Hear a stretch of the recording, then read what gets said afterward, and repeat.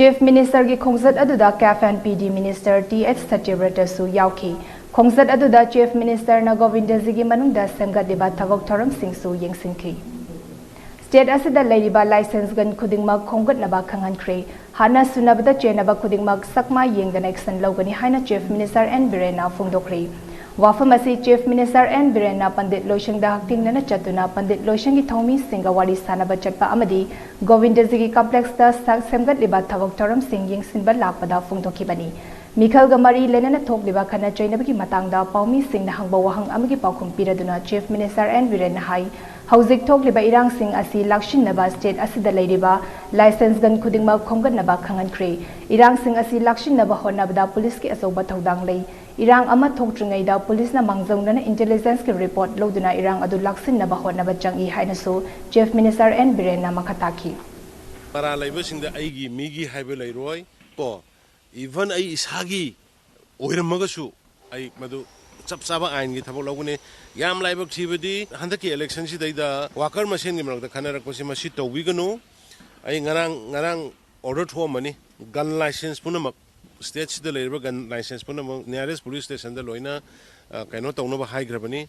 Ado Sigma thanks the Home Minister inside a Moina, Poliski, personals in the appeal to Policing na tawgada basi accident unwanted accident ama thokada bodu prevent obung amadu police haibani fire brigade tawna mai sa kana kauraga na chatpana te police fire brigade ka police ka ki khenna base aduna ai police ki sil now sing day and night work to ribada thokdok ama thokado ra ka di thokdana bo hona bodu police khoi ki thongni thokraka ne kaino thokre na pawpi bodu police ki thongna te aduna anything thokdok thokado re habagi intelligence report or matung da thokdana bo hona ba adu police hoina ikhoina Tawani, police ki Kanogi type the Kano may Thare and Paupiba, Punare and Paupiba do the police kimathong nate. Aduna I earnestly appeal to all the personnel.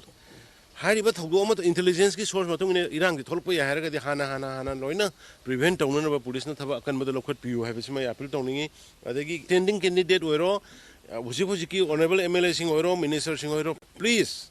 Violent to Wiganu, Board I say Manu Sanga Namna Gigu Matani Mana Mana Apambadum to Holu Mana Pamba Elisa Ketalalu Amata Weta Holu Tawadabu, was it Kobitki AY 4.02 am Satiba infectious Weba Amasula Ayana Zixi Canada Maharashtra MP the detector we high Aduna Sugum Basil Lakonina, a quick Gomengi Saitaki section Tarang Airport Karida Mauda Jiriban the Lokana, but the Koi hijack Adumashigi shoe section bow in a Koi Yaringa State government people SOP maintain to wheel SOP Pazana maintain to Wirakanda High River pandemic Tausi Aduga.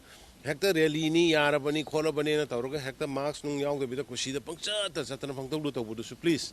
Adusuto Wino, Adu Irang Sima, I sang my young oi warubigano.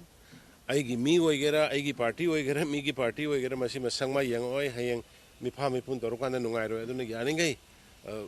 Violent type of Masim Tarito, we know in the appeal to Zeri. Tawani, mob lancing is mob lancing, out of mob justice, I say, India got sana ba democracy, a quick sanity, a quick law lady, judiciary, my label, my am lady, I don't know whatever I in a man and I tabudo, logi matung in action loction, mob justice, or mob violence, tolerate Toroy, logi matung in action login.